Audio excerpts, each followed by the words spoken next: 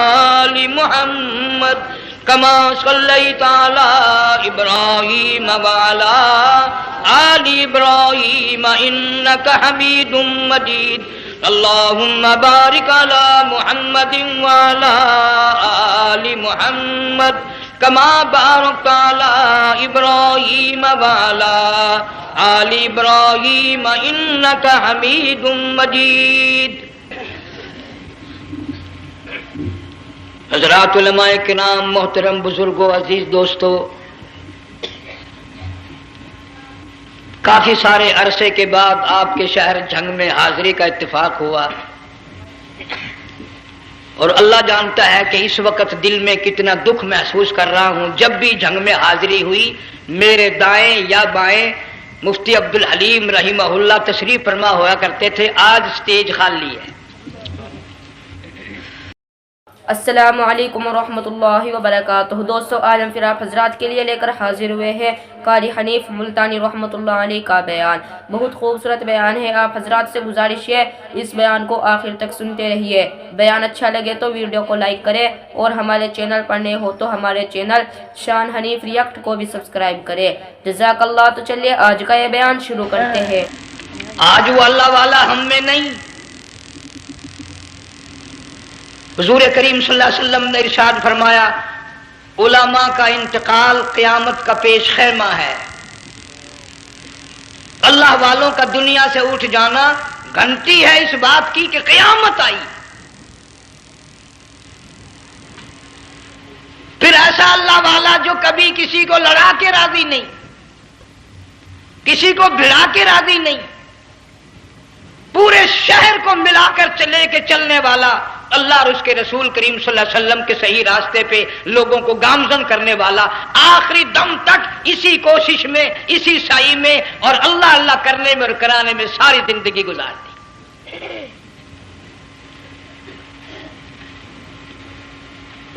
سارا شہر جنگ مل کر، سارے علماء مل کر کوشش کریں، مفتی عبدالحلیم کو نہیں لا سکتے، یہ خلا پورا ہونے والا نہیں۔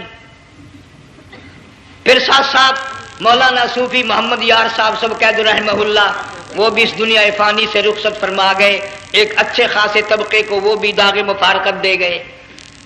اور قریب ہی کے زمانے میں سرگود شہر میں مفتی احمد سعید صاحب رحمہ اللہ وہ بھی رخصت ہو گئے۔ تو یقین جانو ان حضرات کا دنیا سے اٹھنا اس بات کی علامت ہے کہ ملک میں کچھ نہ کچھ ہونے والا ہے۔ جب آگ لگتی ہے، طوفان آتا ہے، بارش آتی ہے، عورت اپنے بچوں کو تلاش کرتی ہے، ادھر آ جاؤ، بارش آ گئی، آگ لگ گئی، اللہ پاک بھی اپنوں کو پہلے بلا رہا ہے، یہاں کچھ ہونے والا ہے، تم پہلے ہی آ جاؤ۔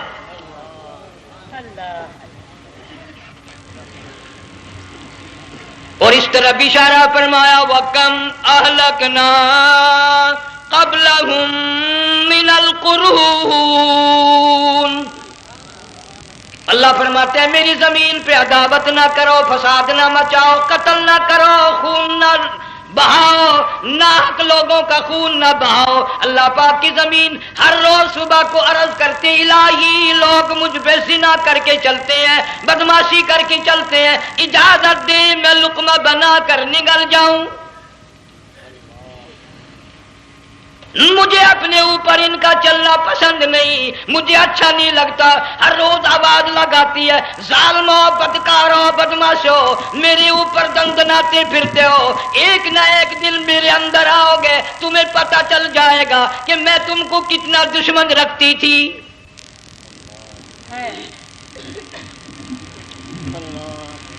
آج لوگ آزاد ہو گئے، جو کسی کی سمجھ میں آتا ہے وہی بکتا ہے، جو سمجھ میں آتا ہے وہی کرتا ہے، نہ کوئی راہ متعین رہی، نہ کوئی مسلک رہا، نہ کوئی بات رہی۔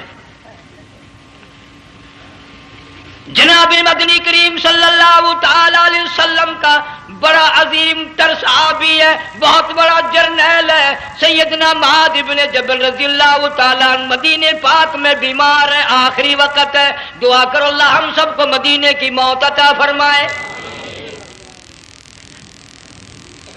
بہت جلیل القدر صحابی ہے، علماء کرام نے لکھا ہے کہ جب موت کا وقت بالکل قریب آیا، معاذ بن جبل رضی اللہ تعالی عنہ نے رونا شروع کر دیا۔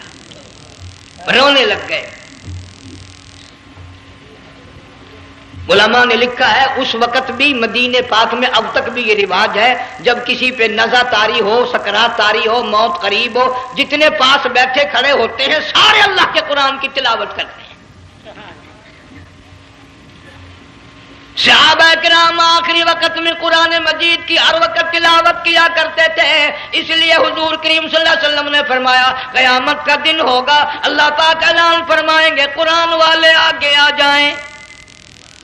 عرض کیا جائے گا قرآن والوں سے کون مراد ہے؟ حق تعالیٰ جل شانہ فرمائیں گے میں قرآن والا اس کو کہتا ہوں جو میرے قرآن سے عشق رکھتا تھا، پیار کرتا تھا، محبت کرتا تھا، اتنا پیار تھا آخری وقت تھا، ادھر موت کا جھٹکا لگا، ادھر میرا بندہ قرآن پڑھ رہا تھا، آج بھی اپنی قبر سے اٹھا میرا قرآن پڑھتا ہوا اٹھا، تم میدان حشر کا چکر لگاؤ، آج بھی ان کے منہ سے کستوری کی خوشبو آ رہی ہے۔ معاذ بن جبل رضی اللہ تعالیٰ عنہ قرآن مجید کی تلاوت فرماتے فرماتے رونے لگ گئے۔ کسی صحابی نے کہہ دیا موت سے ڈر کے رو رہے ہو، موت سے ڈر گئے؟ فرمایا نہیں۔ پھر کیوں روئے؟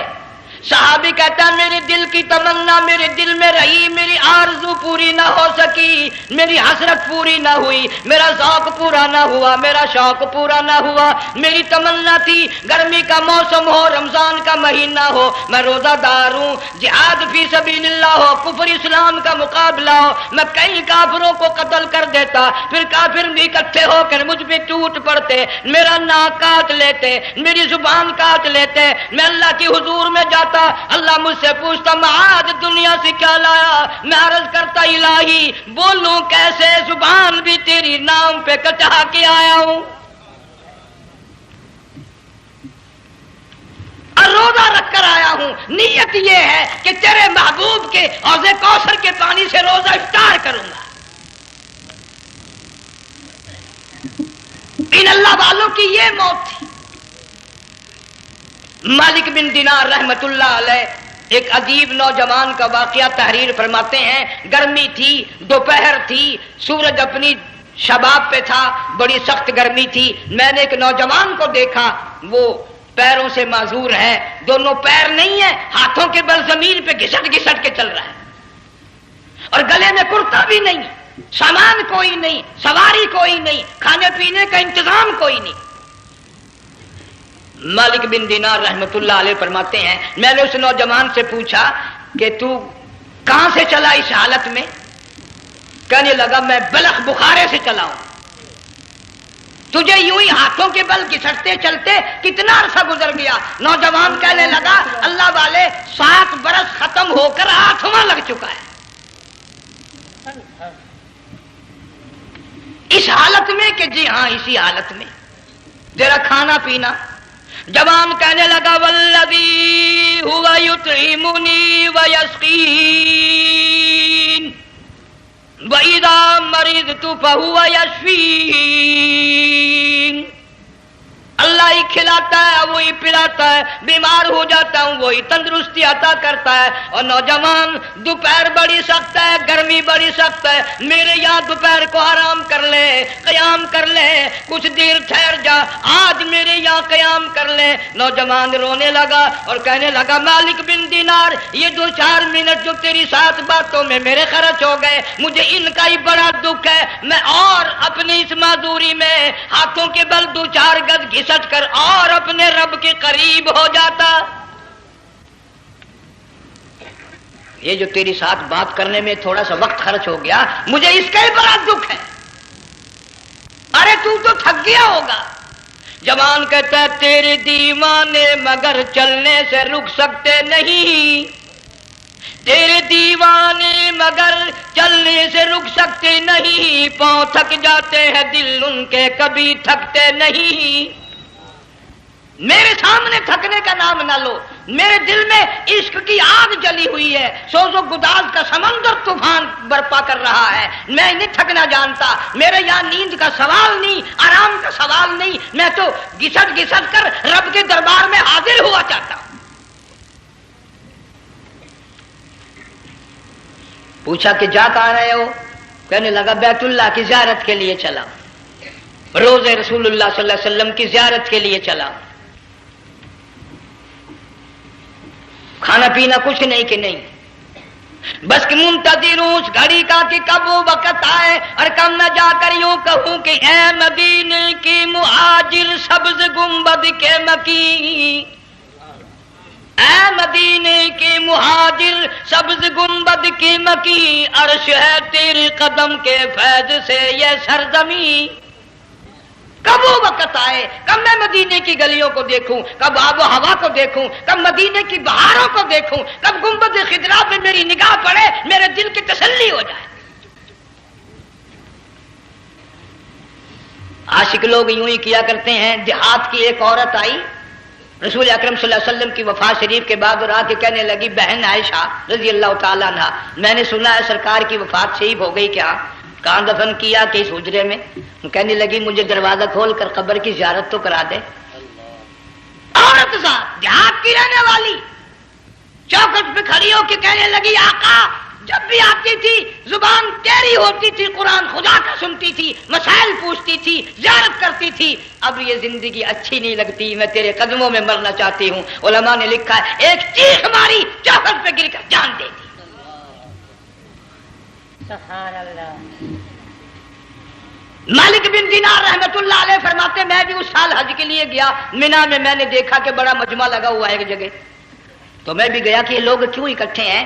میں نے لوگوں میں سے جھانک کر دیکھا تو وہی نوجوان بیٹھا ہے جس کو میں نے دوپہر کے وقت دیکھا تھا، وہی حالت ہے، گلے میں کرتا نہیں، گٹھڑی نہیں، ٹھیلا نہیں، سامان نہیں، اور رو رو کے یوں کہتا مولا آج کسی نے دمبی کی قربانی دی، کسی نے بکری کی قربانی دی، کسی نے اونٹ کی قربانی دی، کسی نے گائے کی قربانی دی، میں فقیر ہوں، میں مسکین ہوں، میں بالکل مفلس اور نادار ہوں، میرے پاس تو یہ میری جان ہے، میں اس کی قربانی دیا چاہتا ہوں، قبول فرما۔ ہزاروں لاکھوں لوگوں کے سامنے ایک چیخ ماری اور مینا میں جان دے دی۔ اس حالت میں ان اللہ والوں کا آخری وقت آتا ہے۔ ایک ہم لوگ مرتے ہیں ایکسیڈنٹوں میں، سڑکوں پہ، ادھر موت کا جھٹکا لگ رہا ہے، ادھر منہ میں کنجری کا گانا۔ ارشاد فرمایا مدنی کریم صلی اللہ تعالی علیہ وسلم نے سیاتی علی الناس زمان، او لوگوں میری امت میں ایک وقت ایسا آئے گا لوگ اتنے برباد ہو جائیں گے، صبح کو آدمی مومن مسلمان ہوگا، شام کو موت آئی تو جنازہ کافر کا اٹھ رہا ہوگا۔ گھروں میں، محلوں میں آج موت آتی ہے، کنجری کا گانا منہ میں ہوتا ہے، ادھر دم نکل رہا ہے، ادھر کنجری کا گانا کانوں میں آواز آ رہی ہے، میت کو غسل دیا جا رہا ہے، کنجری کی آواز آ رہی ہے، جنازہ اٹھا کر لے جا رہے ہیں، کنجری کی آواز آ رہی ہے، قبر میں میت اتاری جا رہی ہے، کنجری کی آواز آ رہی ہے، قبر پہ مٹی ڈالی جا رہی ہے، کنجری کی آواز آ رہی ہے۔ اللہ اکبر۔ اس ماحول میں، اس معاشرے میں ہم کس طرح ایمان اور یقین اور ایمان ساتھ لے کر مریں گے؟ ہزاروں نہیں لاکھوں کو مرتے وقت کلمہ نصیب نہیں۔ قسم دے کر پوچھو ماں مر رہی ہے کلمہ منہ سے نہ نکلا، باپ مر گیا منہ سے کلمہ نہیں نکلا، بیگم صاحبہ چل بسی منہ سے کلمہ نہیں نکلا، ہزاروں چلے گئے اور اپنے جانے کا پھر بھی یقین نہ آیا۔ تم نے کبھی سوچا تک نہیں، خیال تک نہیں کیا۔ ارشاد فرمایا مدنی کریم صلی اللہ تعالی علیہ وسلم نے اور لوگوں ابو ہریرہ رضی اللہ تعالیٰ عنہ سے پوچھا تو کیوں رویا؟ عرض کرنے لگا میرے آقا اتنی کمزوری کبھی نہ دیکھی، اتنی ضعیفی کبھی نہ دیکھی، اتنی ناتوانی کبھی نہیں دیکھی، چہرہ انور بالکل کمزور ہو گیا۔ آپ نے ٹھنڈا سانس لے کر فرمایا ابو ہریرہ تجھے معلوم نہیں موت بالکل قریب آ گئی، بالکل قریب آ گئی موت۔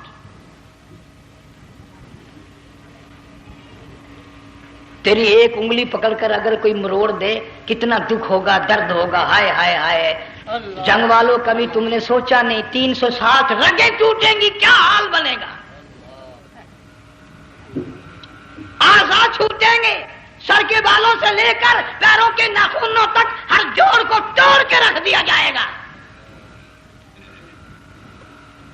وزیروں، سفیروں، امیروں، حسینوں، جمیلوں، تمام کے جوڑوں کو اکھاڑ کے رکھ دیا جاتا ہے.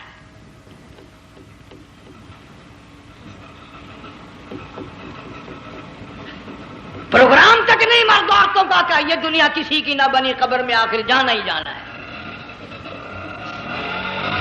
علماء کرام نے لکھا ہے کہ حضرت عیسیٰ علیہ السلام کے پاس لوگ آئے اور کہنے لگے نئی قبروں سے مردے زندہ کر کے دکھاتے ہو، آؤ ہم ایک پرانی قبر پہ لے کے چلتے ہیں، مردہ زندہ کر کے دکھاؤ. عیسیٰ علیہ السلام تشریف لے گئے، فرمایا کم باذن اللہ. ایک نوجوان زندہ ہو کر قبر سے نکل کر سامنے آ کر کھڑا ہو گیا. عیسیٰ علیہ السلام نے پوچھا تو کون ہے؟ وہ کہنے لگا میرا نام سام ہے، میں حضرت نوح علیہ السلام کا بیٹا ہوں. تو پیغمبر کا دماغ تو پیغمبر کا ہوتا ہے نا. فرمایا تجھے تو بڑا عرصہ قبر میں گزر گیا، کتنے ہزار سال قبر میں گزر گئے؟ کہ جی ہاں. عیسیٰ علیہ السلام نے فرمایا یار ملاقات تو اللہ نے کرائی دی، قبر کا کچھ حال تو بتا، کیا بنتی ہے؟ قبر کا کچھ ماحول بتا، قبر کی خبر بتا. علماء کرام نے لکھا وہ نوجوان رونے لگا اور کہنے لگا عیسیٰ علیہ السلام تو قبر کی خبر پوچھتا ہے، قبر کا حال پوچھتا ہے، قبر کا ماحول پوچھتا ہے، قبر کا معاملہ مجھ سے پوچھتے ہو. آپ مجھ سے پہلے یہ کیوں نہیں پوچھتے کہ موت کا جھٹکا کتنا شدید ہے؟ نوجوان رو کے کہنے لگا عیسیٰ علیہ السلام کتنے ہزار سال میری موت کو گزر گئے، پر مالک کائنات کی قسم آج تک میرا منہ کڑوا ہے.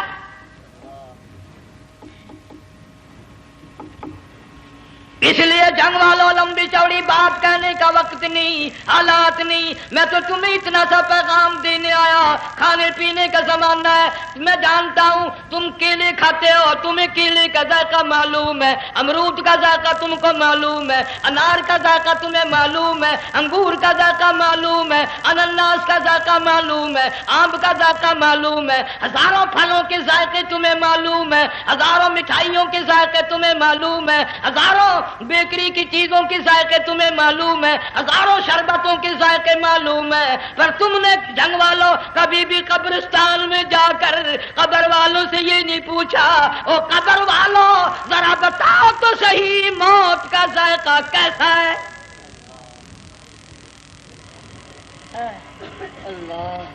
تم نے چکھا نہیں، جنہوں نے چکھا وہ بتانے نہ آئے کیسا ذائقہ ہے. اس لیے قرآن کہتا کلا اذا بلغت التراقی وقیل من راق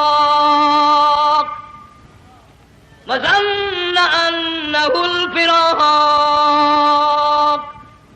والتفت الساق بالساق الى ربك يومئذ المساق. بادشاہ ہو، امیر ہو، وزیر ہو، فقیر ہو، غریب ہو، رگیں ٹوٹیں گی، موت آئے گی. اور جس کی آئی تمہیں معلوم نہیں کس طرح آئی، کس حال میں آئی. جن کے دلوں میں ان باتوں کا خیال آیا خدا کی قسم صحابہ کرام میں سے اتنے رویا کرتے تھے آنکھیں ختم ہو گئی. جناب فاروق اعظم رضی اللہ تعالیٰ عنہ کو کسی نے دیکھا رو رہے ہیں، بے تحاشا رو رہے ہیں. پوچھ لیا بڑا بہادر پلوان فاروق تجھے کیا ہوا، اتنا کیوں رویا؟ فرمانے لگے تمہیں معلوم نہیں قبر کا اندھیرا یاد آ گیا.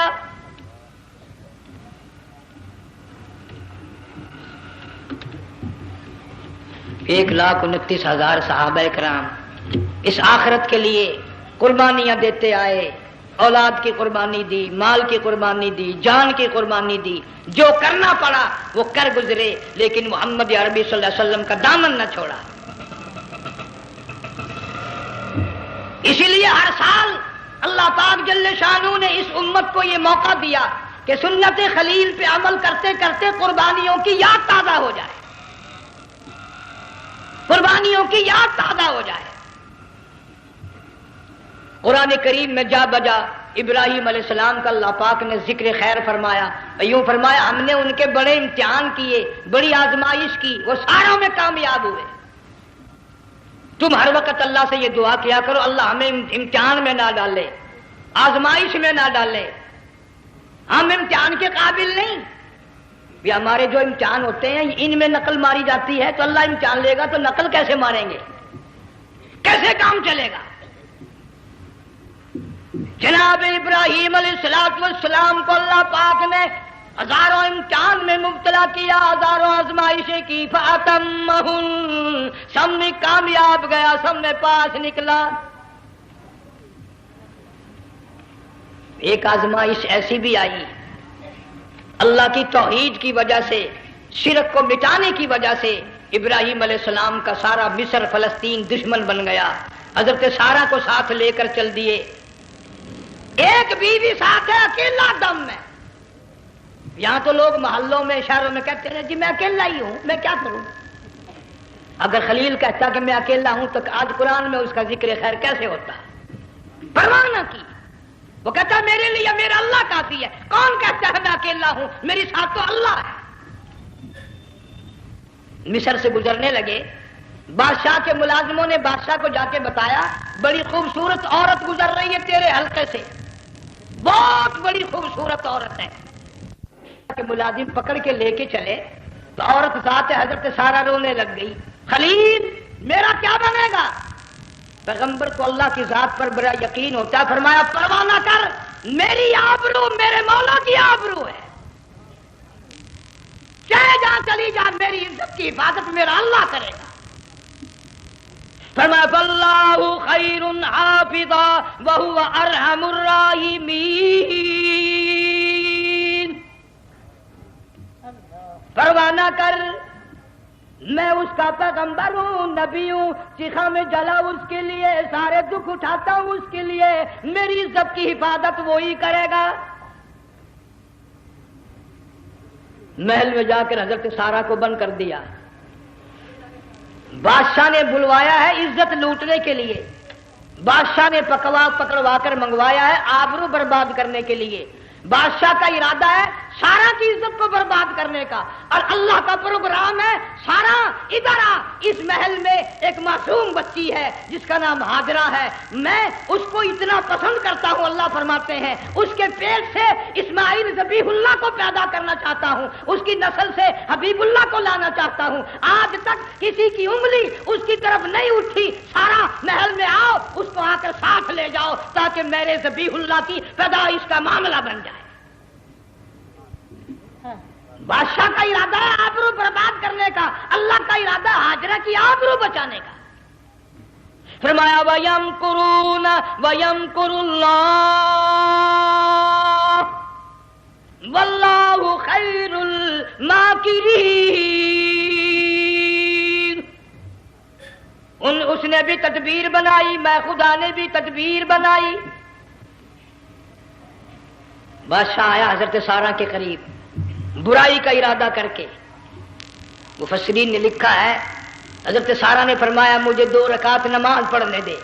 یہاں سے پتہ چلا کوئی پاک دامن عورت، کوئی نیک بیٹی اگر غنڈوں میں بدماشوں میں پھنس جائے، عزت بچانے کا طریقہ یہ ہے وضو کر کے اللہ کے سامنے نیت تو باندھ، تیری عزت کے لیے وہ فرشتے بھیجے گا. علماء کرام نے لکھا ہے کہ ایک جہاز سمندر میں چل رہا ہے، طوفان آیا، جہاز تختہ تختہ ہو گیا، کچھ لوگ غرق ہو گئے، ڈوب گئے، کچھ تختوں پہ بہ کر کے چلنے لگے. ایک عورت گود میں بچہ ہے، ایک حبشی نوجوان دوسرے تختے پہ بیٹھا ہوا جاتا ہے. اس نے عورت اکیلی دیکھ کر اپنا تختہ چھوڑ دیا اور بدماشی کے ارادے سے عورت کے تختے پہ آ بیٹھا. تم جنگ والے سوچ رہے ہوگے کہ ڈوبتے وقت بھی باز نہ آئے. یہ سیلاب آتے ہیں لوگ بدماشیوں سے باز آئے؟ ڈوب گئے مگر باز نہ آئے، بغیرتی لوگ کرتے ہی رہے. علماء کرام نے لکھا حبشی نوجوان نے عورت کا بچہ چھینا سمندر میں پھینک دیا. عورت روئی اور کہنے لگی میرے اللہ، بیٹھی رہتی ہوں، عزت جاتی ہے، حرکت کرتی ہوں، ڈوب جاؤں گی. میں نے سنا ہے سمندر کی گہرائیوں سے تو نے یونس علیہ السلام کی سنی تھی، میں تو پانی کے اوپر بہ رہی ہوں، مولا میری آبرو بچا. میرا ایمان بچا، میری عزت بچا، تیرے سوا میری سننے والا کوئی نہیں، لا الہ الا انت سبحانک انی کنت من الظالمین۔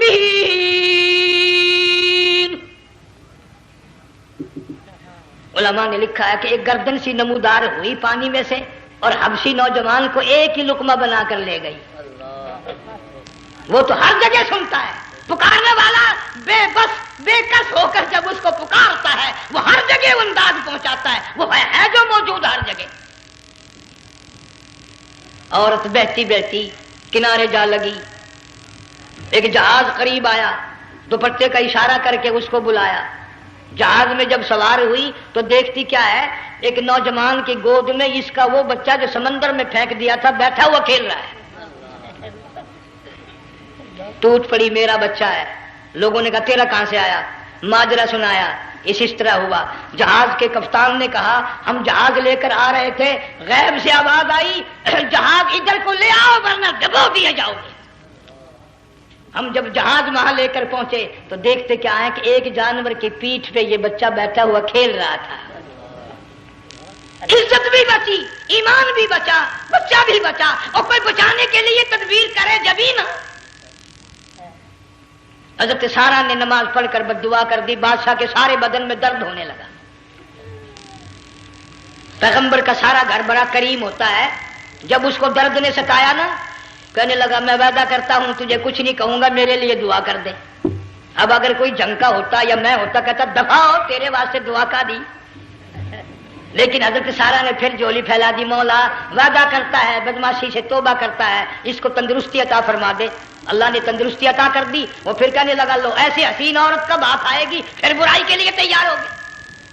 یہاں سے پتہ چلا کہ یہ جو گنڈے بدماش ہوتے ہیں ان کی قسم کا بھی کوئی یقین نہیں۔ اگلے دن ایک آدمی نے قسم کھائی تو اس کے خلاف کرنے لگا۔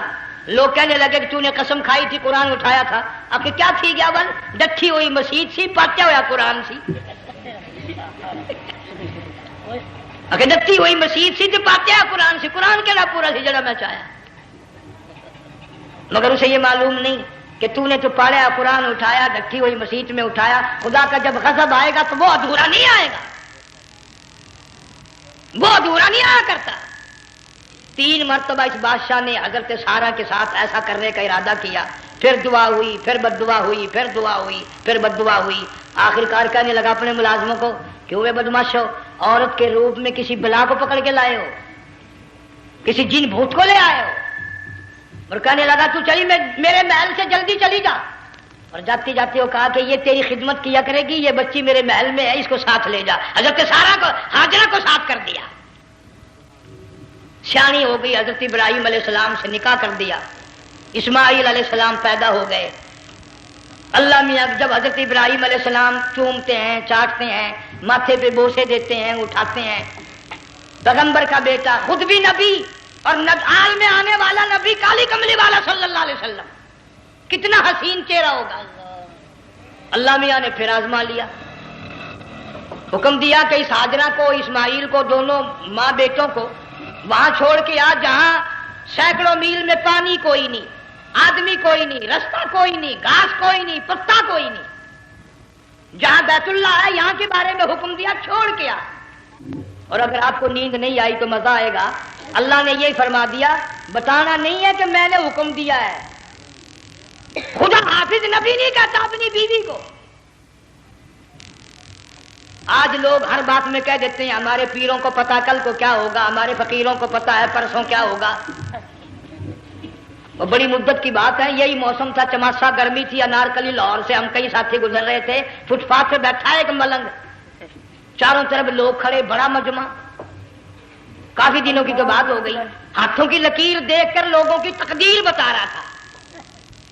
کسی کو کہتا تھا تجھے بڑی اونچی پوسٹ ملے گی، کسی کو کہتا تھا تیری شادی بڑی فرسٹ کلاس لیڈی سے ہوگی۔ وہ بابو تو کوڈا ہی ہو جاتا تھا، لیڈیوں پہ بڑے مرائے لیڈے کوئی کام نہیں، رات دن بس لیڈیوں کے پیچھے ہی پھرنا ہے۔ میں نے اپنے ساتھیوں سے کہا، میں نے کہا میں بھی تقدیر پوچھتا ہوں اپنی، کہنے لگے شرارت ہو جائے، یہ منع کر لے، ساری دنیا پر ہاتھ دکھا رہی ہے، کوئی شرارت نہیں، میرے ہاتھ میں شرارت ہے۔ 1 روپیہ لے رہا تھا وہ، میں بھی لوگوں میں گھساتا بھیڑ میں سے اوپر نیچے ہی ہوتا میں بھی پہنچ گیا، اور دونوں گھٹنے میں نے زمین پہ رکھ دیا، روپیہ ہاتھ میں، میں نے اس کا ذکر کہا، میں کہ ملنگ جی ذرا ویکھیا میری شادی ہو جائے گی کہ نہیں؟ اب اس نے دیکھ کے میری طرف کہنے لگا، اس نے سوچا کہ یہاں اچھے بھلے کو نہیں ملتی پاکستان میں، اسے کون دے گا؟ اچھی طرح میرا ہاتھ دیکھا بھی نہیں، جھٹک کے کہنے لگا نو تیری شادی نہیں ہونی۔ میں کیا کھوتے تیرے باپ کے 8 بچے کھیل رہے ہیں۔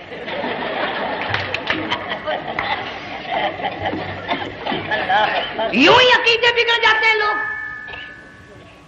ہمارے پیر کو پتا، فقیر کو پتا، کسی کو پتا نہیں ہے، کوئی نہیں جانتا۔ فرمایا وما تدری نفس ماذا تکسب غدا، کوئی نہیں جانتا کل کیا ہو جائے گا۔ وما تدری نفس بأي أرض تموت، کوئی نہیں جانتا زمین کے کس ٹکڑے پہ موت آئے گی۔ ان اللہ علیم خبیر، ایک اللہ کی ذات جانتی ہے۔ حضرت ہاجرہ اسماعیل علیہ السلام کو چھوڑ کر چل دیے، نہ خدا حافظ کہا، نہ کوئی تسلی دی، تھوڑی سی کھجوریں، تھوڑا سا پانی، ختم ہو گیا۔ ابراہیم علیہ السلام جب دور نکل گئے تو حضرت ہاجرہ نے دیکھا یہ تو چلے گئے، کھڑی ہو کر آواز دی، اے میرے ابراہیم۔ مڑ کر نہیں دیکھتے۔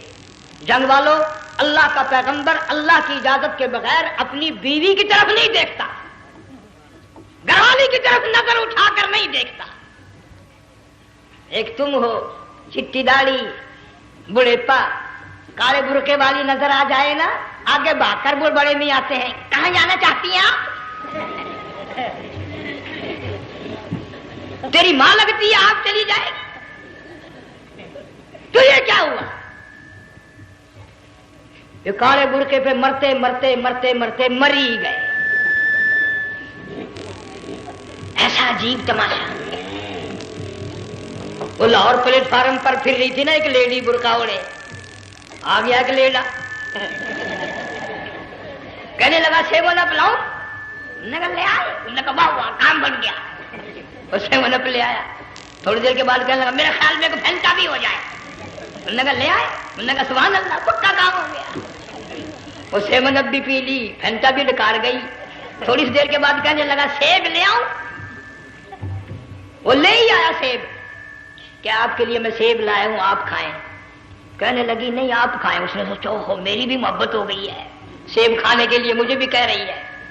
جب اس نے اصرار کیا نا کہ میں تو تیرے لیے لایا ہوں، کھا تو صحیح، کہنے لگی کیسے کھاؤں، میرے منہ میں دانت ہی نہیں ہے۔ اب پتا چلا اسے کہ صبح سے میں تو پرانے پپی کے پیچھے پھر رہا تھا۔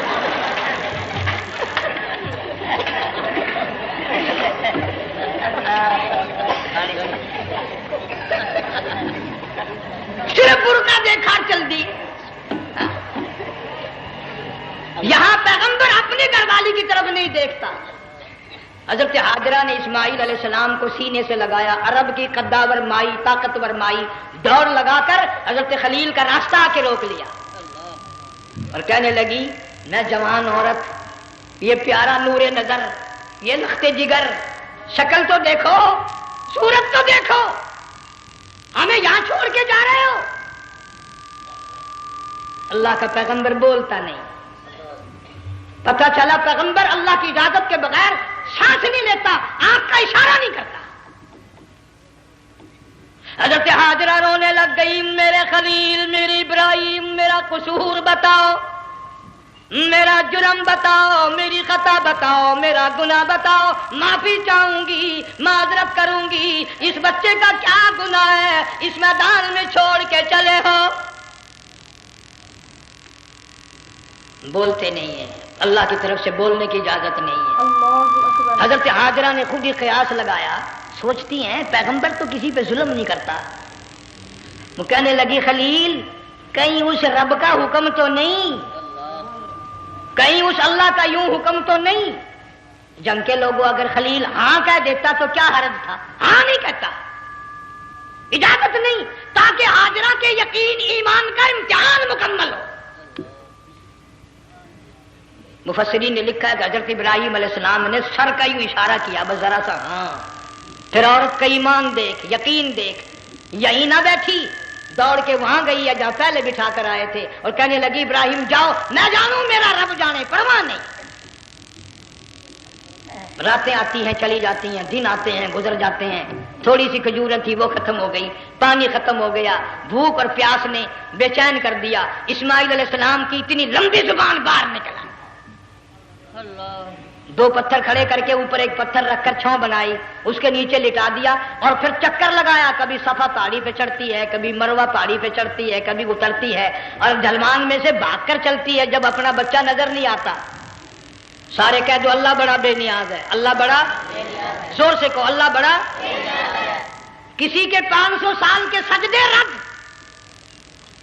کسی کی ہزاروں سخاوت صدقات رد، کسی کی چال منظور، کسی کی رفتار منظور، کسی کی ٹور منظور، اور یوں فرمایا ہاجرہ میری رحمت کی تلاش میں آج جو تو نے دوڑ لگائی ہے، یہ تیری چال ڈال رفتار ٹور ہمیں اتنی پسند آ گئی، اتنی پسند آ گئی کہ آج کے بعد خلیل اللہ کیوں نہ ہو، ذبیح اللہ کیوں نہ ہو، کلیم اللہ کیوں نہ ہو، روح اللہ کیوں نہ ہو، حبیب اللہ کیوں نہ ہو، صحابہ کرام کیوں نہ ہو، قطب ابدال غوث کیوں نہ ہو، میری ہاجرہ مجھے اپنی کبریائی کی قسم جب تک وہ تیری چال چل کے نہ دکھائے گی حاجی کا لانے کا حقدار نہیں ہو سکتا،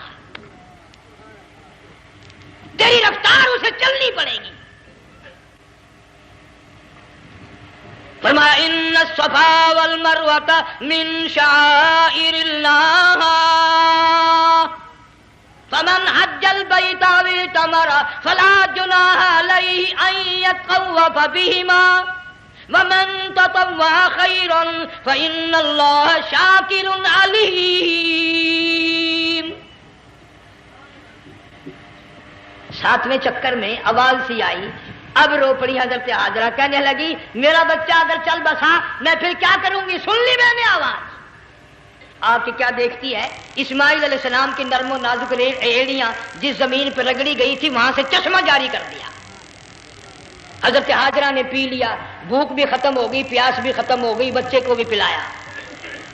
اللہ تعالیٰ نے خانہ کعبہ کی بنیاد ڈال دی، ایسے گھر کی بنیاد ڈالی، حضور صلی اللہ علیہ وسلم فرماتے ہیں 500 سال کی عبادت ایک طرف اور بیت اللہ پہ ایک نگاہ یوں ڈالنا ایک طرف، 500 سال کی عبادت کا وہ ثواب نہیں جو ایک نظر خانہ کعبہ پہ ڈالنے کا ثواب ہے۔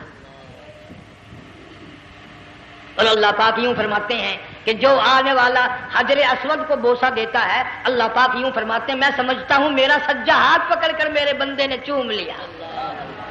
جو غلاف کعبہ کو پکڑ کر مانگتا ہے، اللہ فرماتے ہیں میں یہ سمجھتا ہوں میرا دامن پکڑ کے مانگ لیا۔ جو مقام ملتزم پہ لپٹ کے مانگتا ہے، اللہ فرماتے ہیں میں سمجھتا ہوں میری چوکھٹ پہ پڑھ کے مانگ لیا۔ اور فرمایا لوگوں یہ جو آنے والے آئے ہیں یہ رشتہ داروں کے مہمان نہیں، عزیزوں کے مہمان نہیں، دوستوں کے مہمان نہیں، میں خدا میزبان ہوں، یہ میرے مہمان ہیں۔ آج ان کی دعاؤں پہ آمین کہو، فرشتوں کو حکم ہوتا ہے ان سے مصافحہ کرو،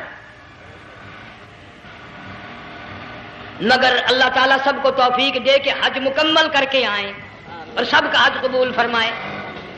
میرے علاقے میں کئی سالوں کی بات ہے پرانی، جب کوئی حاجی تھا، ایک آدمی حج کر کے آیا، میں دوپہر کو اس کو ملنے گیا تو ظہر کی نماز کا وقت آیا، میں اٹھ کے چلا گیا نماز پڑھنے، پھر عصر کی نماز کا وقت آیا، میں اٹھا اور نماز پڑھ کے آ گیا۔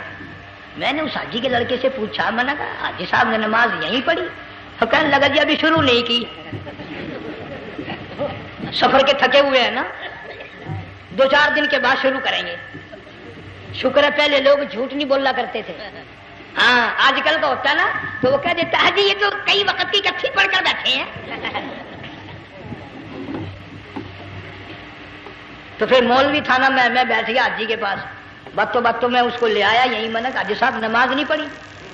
کہنے لگا آپ ہی لوگوں سے سنا ہے کہ بیت اللہ میں جو ایک نماز پڑھے 1,00,000 کا ثواب ملتا ہے، مسجد نبی میں جو ایک نماز پڑھے 50,000 کا ثواب ملتا ہے، 4 مہینے پڑھ کے آیا، وہ حساب لگا لو۔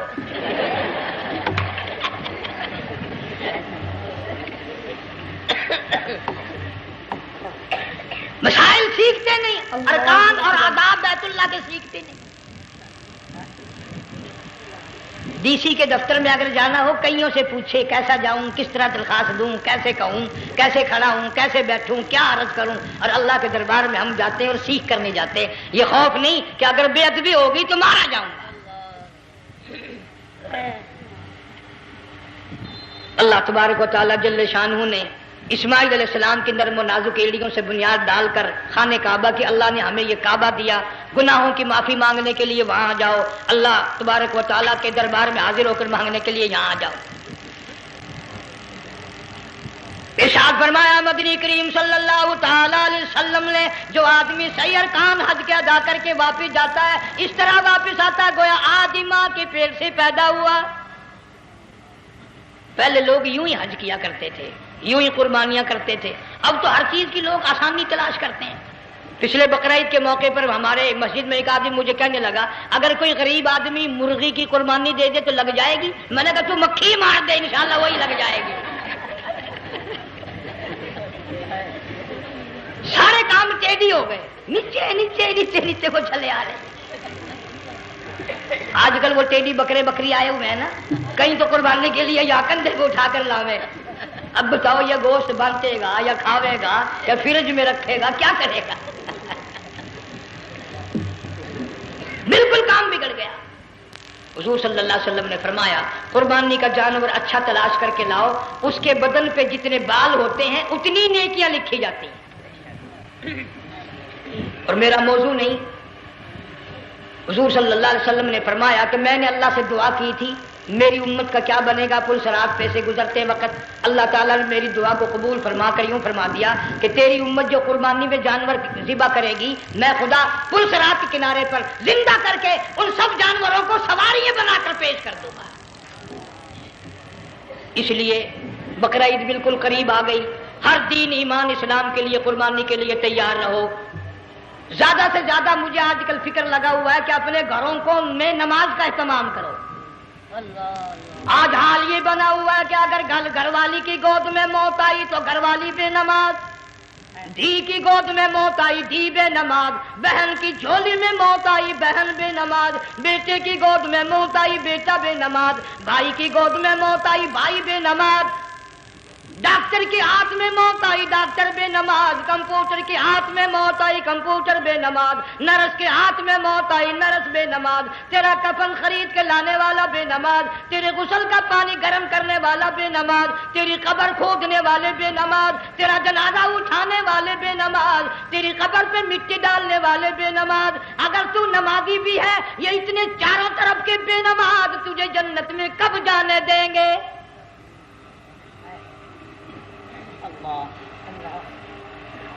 اس بچی کا فکر کیوں نہیں کرتا؟ کلاس میں فیل ہو جائے تجھے دکھ لگتا ہے میری بچی فیل ہو گئی, ساری عمر نماز نہ پڑھے تجھے کبھی درد نہیں ہوا کہ جہنم کے انگاروں میں جلے گی.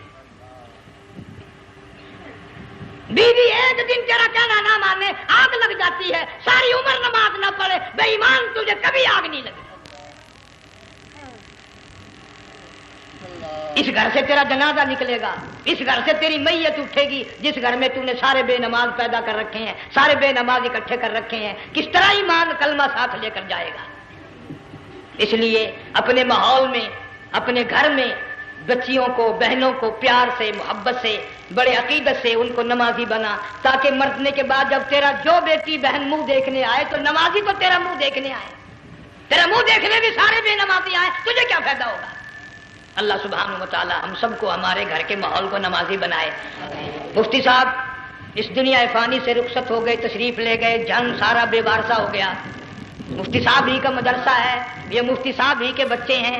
ان بچوں کی سرپرستی کرو, ان کا اکرام کرو, ان کی عزت کرو, جامعہ حلیمیہ کی خدمت کرو. بقرعید کا موقع آ رہا ہے, وہ تو نہ جانے کس کس طریقے سے اپنا کام چلاتے تھے, ہزاروں لوگوں سے ان کے تعلقات تھے. یہ بچے ہیں, نیا کام ہے. اللہ سبحانہ و تعالی ہر خدمت گزار کو دو جہان میں سرخ روئی عطا فرمائے.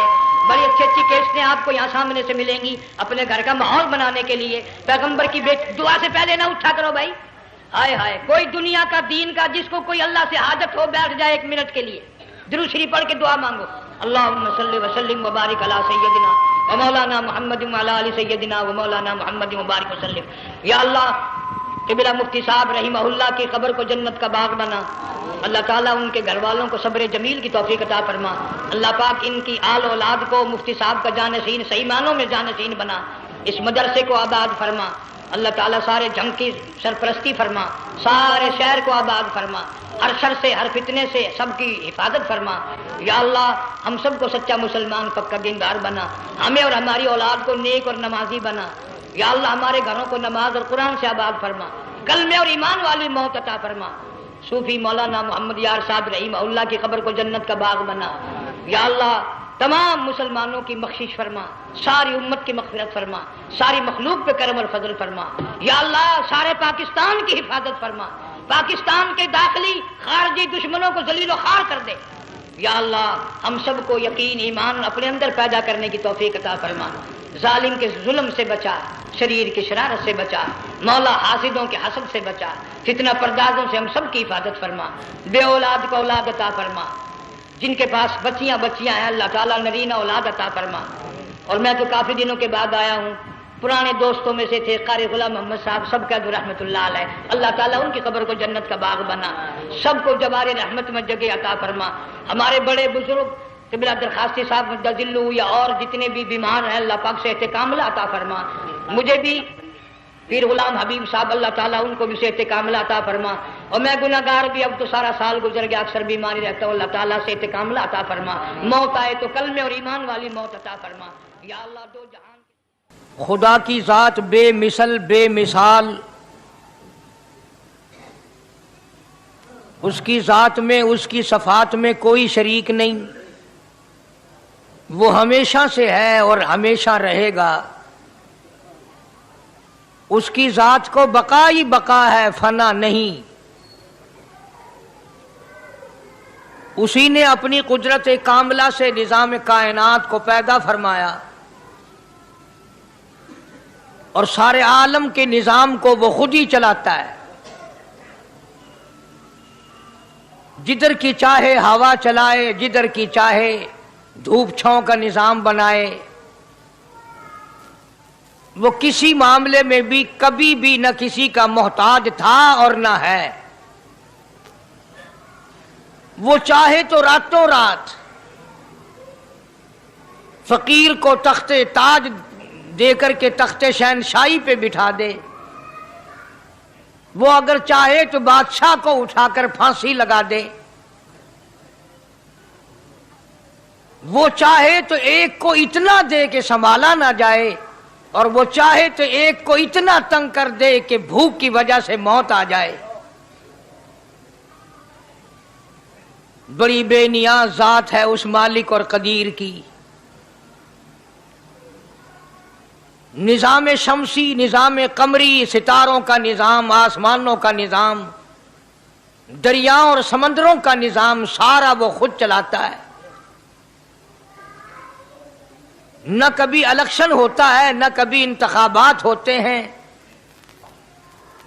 نہ کبھی یہ سننے میں آیا کہ سمندروں کی چیئرمینی فلاں کو ملے گی, دریاؤں کی چیئرمینی فلاں کو ملے گی. فرمایا لم یلد ولم یولد, بس میں ہوں اور کوئی نہیں.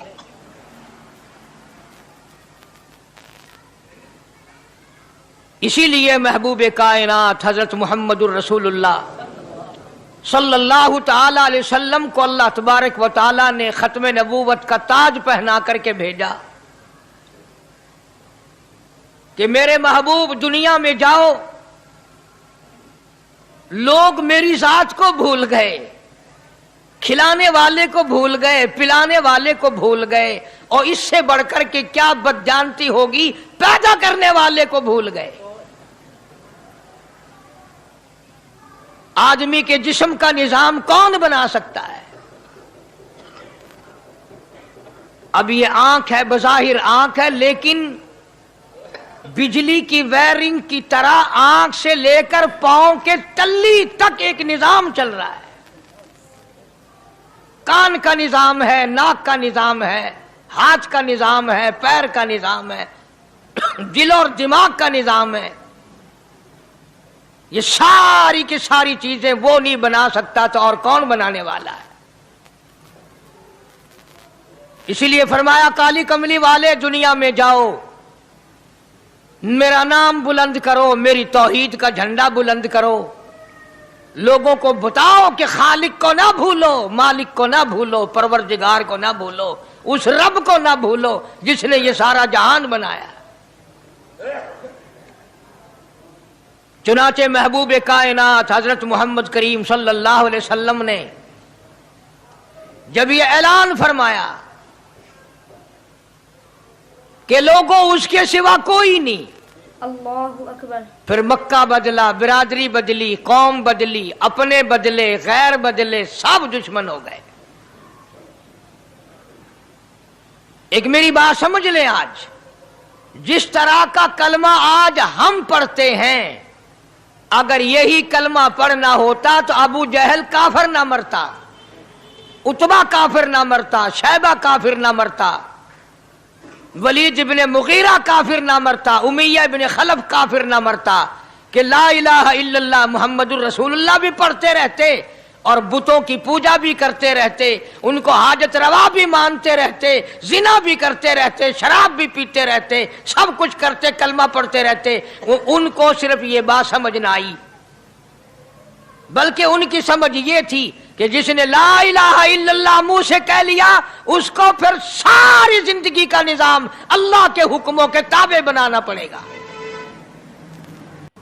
جس نے لا الہ الا اللہ پڑھا پھر وہ اپنی مرضی سے کھا نہیں سکتا، جو چاہے کھائے، اس کو اختیار نہیں۔ جس نے یہ اقرار کر لیا کہ اللہ کے سوا کوئی معبود نہیں، وہ میرا رب ہے، وہ میرا پروردگار ہے، اب اس کو اختیار نہیں کہ وہ جو چاہے کھائے، بکری کھائے گا، گائے کا گوشت کھائے گا، بھینس کا گوشت کھائے گا، مرغی کا کھائے گا، کتا نہیں کھائے گا، سور نہیں کھائے گا، اسے خود اختیار نہیں ہے، جو چاہے کھائے۔ اسی طرح جس نے کلمہ پڑھا وہ پینے میں خود مختار نہیں کہ جو چاہے پیے، پانی پیے گا، سوڈا پیے گا، لسی پیے گا، شربت پیے گا، چائے پیوے گا، شراب نہیں پیوے گا، پیشاب نہیں پیوے گا، حرام نہیں پیوے گا، اختیار ختم۔ جب کھانے میں ہم مختار نہیں، اپنا اختیار نہیں رکھتے، پینے میں ہمیں اپنا اختیار نہیں، پہننے میں ہمیں اپنا اختیار نہیں، چلنے پھرنے میں ہمیں اپنا اختیار نہیں، اللہ کے حکموں کی تابع داری کرنی پڑے گی۔ آج یہی بات قرآن کریم نے تمہارے سامنے رکھی ہے، اور بھولے ہوئے مسلمانوں، خدا کا ہم پر کتنا بڑا کرم ہے کہ سفید داڑھی ہو جاتی ہے، قبر کے قریب ہو جاتے ہیں، اللہ پاک بار بار قرآن پھر سامنے لاتا ہے، اور مان جا، مان جا، اب بھی مان جا، اب بھی مان جا۔ فرمایا الف لام میم احسب الناس، کیا لوگوں نے یہ گمان کر لیا، کیا لوگوں کا یہ خیال بن گیا، کیا لوگوں کا یہ عمل بن گیا، کیا لوگوں کا یہ عقیدہ بن گیا، کیا لوگوں نے یہ زعم کر لیا، کیا لوگ یہ بنا بیٹھے، تکیہ لگا بیٹھے، ٹھیکہ کر بیٹھے، احسب الناس،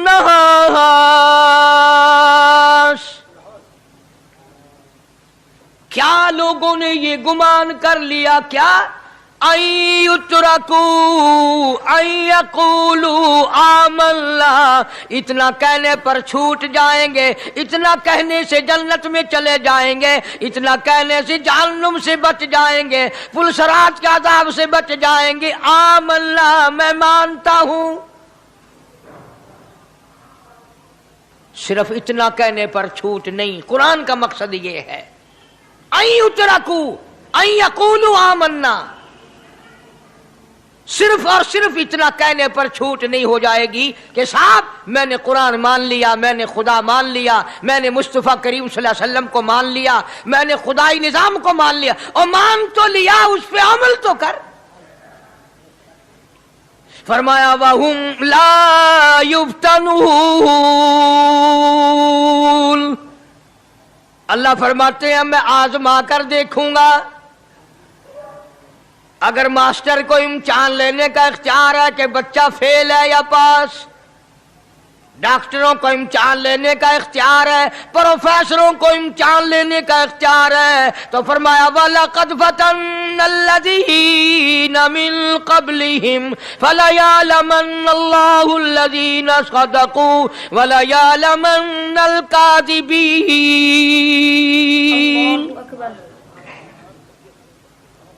मैं खुदा भी इम्तिहान लूंगा, मैं भी आजमाऊंगा, मैं भी जांच करूंगा, मैं भी पड़ताल करूंगा। आमन्ना कौन सा जुबान से कहता है, कौन सा दिल से कहता है। आमन्ना मैंने मान लिया, किसकी जुबान की नोक पे कलमा रखा हुआ है और किसके खून के कतरे कतरे में बस गया।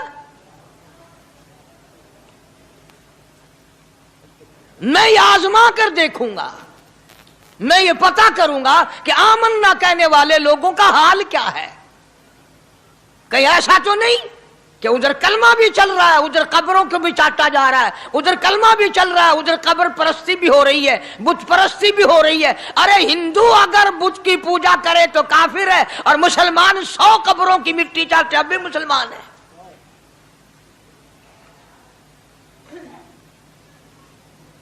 जनाबे सहाबा किराम रिज़वानुल्लाहि ताला अलैहिम अजमाइन की जानिसार जमात, वफादार जमात, नबी के इशारों पे जान देने वाली जमात, नबी के सच्चे आशिक सहाबा किराम की जमात आई। अर्ज किया या रसूलल्लाह सल्लल्लाहु अलैहि वसल्लम, हम कैसर और किसरा के दरबार में जाते हैं, बड़े बड़े बादशाहों के दरबार में जाते हैं, हम देखते हैं उनके लोग कारिंदे अपने बादशाहों को सजदा करते हैं। आप इमामुल अंबिया, आप रसूलों के रसूल, आप नबियों के नबी, सारी कायनात के सरदार, इजाजत दो हम भी आपको सजदा किया करें।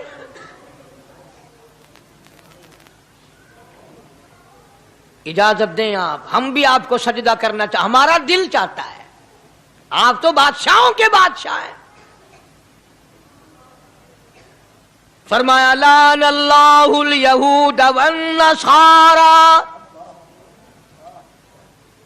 अंदाजा लगाओ सवाल क्या किया था और अल्लाह के पाक पैगंबर सल्लल्लाहु अलैहि वसल्लम ने जवाब क्या दिया है। यही फरमा देते कि नहीं भाई, बल्कि मिसाल दी पिछली, लानल्लाहुल यहूद वन नसारा। अल्लाह ताला ने लानती बना दिया यहूद और नसारा को। क्यों? इत्तखज़ू कुबूर अंबियाइहिम मसाजिदा, उन्होंने अपने नबियों की कब्रों को सजदागाह बनाया, इसलिए मलऊन बन गए, लानती बन गए कि अंबिया अलैहिस्सलातु वस्सलाम की कब्रों को सजदे शुरू कर दिए। चलो यहां पे बात खत्म हो जानी चाहिए थी। इत्तखज़ू कुबूर अंबियाइहिम मसाजिदा। मालिक कायनात की हुजूर में रहमत सल्लल्लाहु ताला अलैहि वसल्लम ने झोली फैला दी। सहाबा इकराम ने एक सवाल किया, अल्लाह के पाक पैगंबर ने उसका जवाब दे दिया, बात खत्म हो गई। लेकिन अल्लाह के पाक पैगंबर ने इस बात को इतना पुख्ता करके दिखाया और ये साबित कर दिया, मेरे सहाबा तुमने सवाल किया, मैंने जवाब दे दिया। आगे रब की हुजूर में झोली फैला दी। इलाहुल आलमीन, तेरे दरवाजे पे मेरा सवाल है, अल्लाहुम्मा ला तजअल कब्री असनाम। मौला मेरी कब्र को सजदागाह ना बनने देना, तुझसे दुआ मांगता हूं, मेरी कब्र की सजदागाह ना बने, मेरी कब्र को लोग बुतों की तरह से ना माने। लोग आज एक बात करते हैं कि जी हमने अपने बाप दादा को यूं करते देखा, अब कुरान माने या दादा पर दादा को माने। महबूबे कायनात हजरत मोहम्मद करीम सल्लल्लाहु ताला अलैहि वसल्लम ने जब कौम के सामने अल्लाह का कुरान रखा, यही जवाब उन्होंने दिया। व इज़ा क़ीला लहुम तालू इला मा अंज़लल्लाह व इलर रसूल। मक्के वाले कहते थे, ओ अल्लाह के नबी, خدا کی بات مانے، قرآن مانے، رسول کو مانے، ما حسبنا ما وجدنا علیہ آباءنا، یا اس رستے کو ماننے جس پر ہم نے اپنے بڑکوں کو دیکھا، اپنے باپ دادا کو دیکھا، اس رستے پہ چلیں یا قرآن کے رستے پہ چلیں؟ ظاہر بات ہے ساری برادریاں غلط، ساری رسومات غلط، ساری لغویات غلط، ساری خرافات غلط، سارا جہان کوڑا، کالی کملی والا سچا، سارا جہان جھوٹا، خدا کا قرآن سچا، خدا کی ذات سچی، خدا کا فرمان سچا۔ پتہ نہیں کتنے لوگ رسمیں بنا بنا کر کے تباہ ہو کر دنیا سے رخصت ہو گئے۔ میں یہ کہتا ہوں بچہ پیدا ہوا، اللہ پاک نے کسی کو اولاد دی، بڑی نعمت ہے۔ اب بیٹا باپ کا ہے یا ماں کا ہے؟ سنو میری بات، اس ماں اور باپ کو نام رکھنے کا اختیار تو ہے، لیکن ایسے نام رکھنے کی اجازت نہیں جو مسلمانوں کے خلاف ہوں۔ تم تو اپنے بچوں کا نام رکھنے کے بارے میں بھی اختیار نہیں رکھتے، حالانکہ اولاد تمہاری ہے۔ تم اپنے بچوں کی پرورش کے بارے میں بھی خود مختار نہیں۔ اللہ کے پاک پیغمبر صلی اللہ علیہ وسلم نے حکم دیا جب بچہ پیدا ہو سجے کان میں اذان کہو اور کھبے کان میں تکبیر کہو، یہ ثابت کر دو اذان تیری ہو گئی، تکبیر تیری ہو گئی، اب تیری زندگی 50 برس کی ہو، 100 سال کی ہو، بس اتنا وقفہ رہ گیا کہ تکبیر ہو چکی اور اللہ اکبر نیت بندنے کی دیر ہے۔ ظاہر بات ہے لوگ آج کل لکھے پڑے اعتراض کرتے ہیں کہ ہماری سمجھ میں بات نہیں آتی، دین نہیں سمجھ میں آتا، قرآن سمجھ میں نہیں آتا۔ اب بتاؤ یہ بچے کے کان میں جو 3 دن کا بچہ ہے اس کے کان میں جو اذان آ رہی ہے اس کا کوئی بظاہر فائدہ ہے؟ جب 80 برس کا بوڑھا اذان سن کر مسجد میں نہیں آتا تو یہ بچہ بیچارہ اذان سن کے کیا کرے گا؟ جب لوگ اذان سن کر کنجری کا گانا بند نہیں کرتے، اذان سن کر بدماش اور بدکار عورتوں کے گانے اور فوش بند نہیں کرتے، دکان نہیں چھوڑتے، گھر سے اٹھ کر اللہ کے دربار میں بلائے ہوئے نہیں آتے، تو اب بتاؤ اس بچے کے کان میں اذان دینے کا کیا فائدہ؟ ظاہر ہے کہ یہ بات کہنی پڑے گی کہ حکم ہے محمد عربی صلی اللہ علیہ وسلم کا، اسے پورا کرنا پڑے گا، بظاہر فائدہ نظر آئے یا نہ آئے۔ ہم ظاہری فائدے کے پابند نہیں، ظاہری فائدوں کے مفاد کے ہم پابندی نہیں۔ اس لیے میں نے عرض کیا کہ ہم لوگ کسی بارے میں بھی اختیار نہیں رکھتے، سارا دن پانی پیو، روٹی کھاؤ، لیکن جب روزہ رکھ لو گے تو اب روٹی کھانے گناہ، پانی پینا گناہ،